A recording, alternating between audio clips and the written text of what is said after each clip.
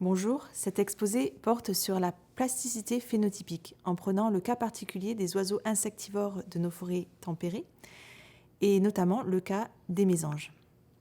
Une des composantes des changements globaux, c'est le changement climatique rapide qui est enregistré depuis le début du siècle dernier. Depuis 1900, la température moyenne sur Terre a augmenté de 0,7 degrés et les organismes qui occupent nos paysages vivent dans un milieu plus chaud que celui qu'ils ont connu ces 1000 dernières années. Si certains organismes profitent de cette chaleur, on sait que de nombreuses espèces de plantes et d'animaux en souffrent. En écologie évolutive, on s'intéresse à comprendre comment ces organismes pourraient s'adapter au changement climatique et à quelle vitesse. Alors pour éviter le déclin, les êtres vivants qui souffrent du changement climatique ont 3 solutions. Premièrement, partir vers un autre lieu de vie qui leur est plus favorable. On voit alors des aires de distribution d'espèces se déplacer.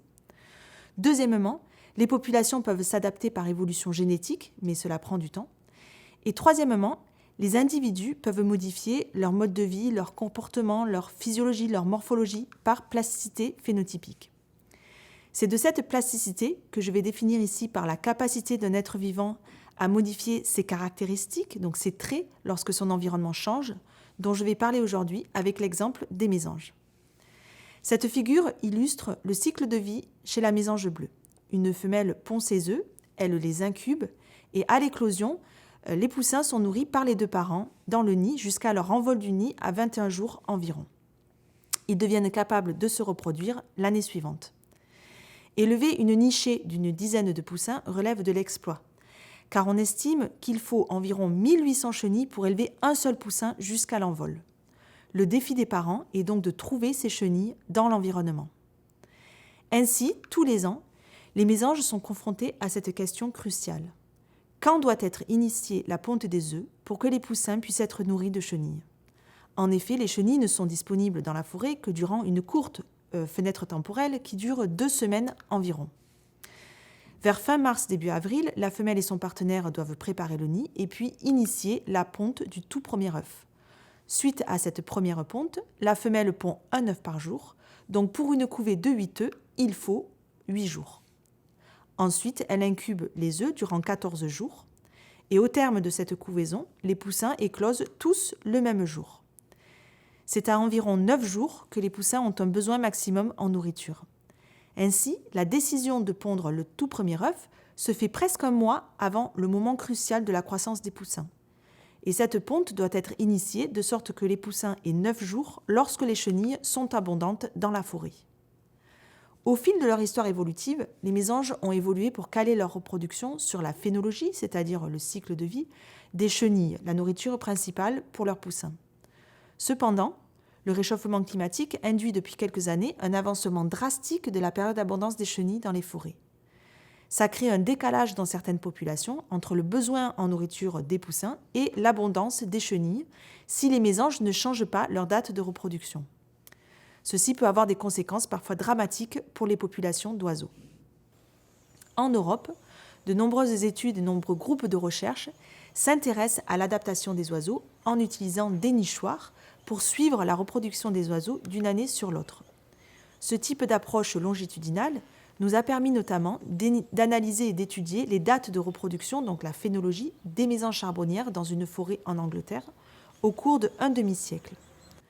Au fil de ce demi-siècle, les mésanges ont avancé leur date de reproduction, donc leur date moyenne de ponte, de 14 jours. Étonnamment, le cycle des chenilles et donc leur période d'abondance dans la forêt a lui aussi avancé exactement de 14 jours au printemps.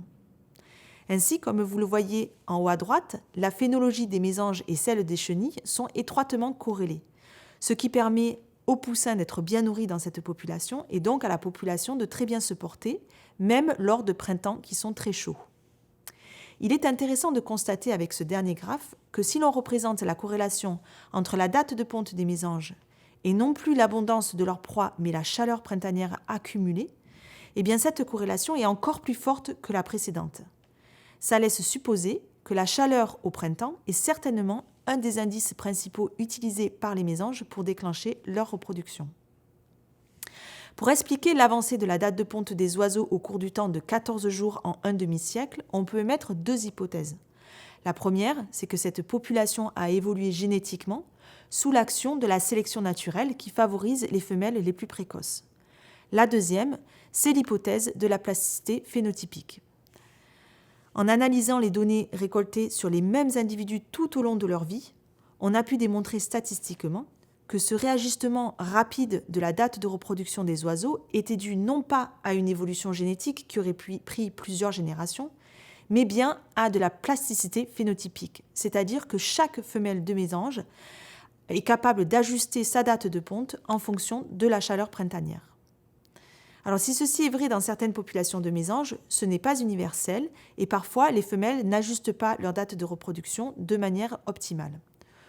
Sur ce graphe, on représente les changements de date de ponte moyenne au fil des temps pour plusieurs populations sur l'ensemble d'aires de distribution de la mésange charbonnière en Eurasie. Vous pouvez constater que si dans beaucoup de populations, comme les populations en vert des Royaumes-Unis et de la France, on voit bien une avancée des dates de reproduction au fil du temps, il y a certaines populations comme en Russie qui ne montrent pas de changement de la date de ponte, et d'autres populations, même comme en Finlande en orange, où on a un délai printanier des dates de reproduction des mésanges. Dans les populations où la plasticité n'est pas encore suffisante pour répondre aux défis du changement climatique, un décalage croissant peut s'établir entre le besoin en nourriture des poussins et l'abondance de nourriture dans les milieux, et il s'ensuit une forte mortalité des poussins. En 2014, nous avons établi un bilan sur toutes les études qui s'étaient intéressées au changement de date de migration et de date de ponte des oiseaux suite au réchauffement climatique. L'ensemble de ces études montrait qu'une avancée de ces dates de ponte depuis un demi-siècle est très fréquente, c'est-à-dire que de nombreuses espèces d'oiseaux migrent et se reproduisent plus tôt dans l'année, au printemps. Maintenant, si une vingtaine d'études montrent que cette avancée est due à de la plasticité phénotypique, comme on l'a montré ici, aucune n'a pu démontrer un rôle important de l'évolution génétique des populations. Cependant, on pense que la sélection naturelle peut favoriser l'évolution de la plasticité, puisqu'elle peut elle-même évoluer. Si la sélection naturelle favorise les femelles les plus plastiques, les populations deviendront alors de plus en plus plastiques. Parmi les perspectives pour nos recherches à l'avenir, nous tentons notamment de répondre à 2 questions qui vous ont peut-être interpellé durant cet exposé. La première question s'intéresse à comment les mésanges arrivent à connaître à l'avance la date optimale de reproduction. Quels sont les indices que les mésanges captent dans leur environnement pour prédire la phénologie des chenilles? On a parlé de température, mais on sait que ce n'est pas le seul indice qu'elles utilisent. La deuxième question, c'est pourquoi certaines populations arrivent à relever le défi du changement climatique grâce à la plasticité individuelle, alors que d'autres populations n'y arrivent pas et sont en déclin.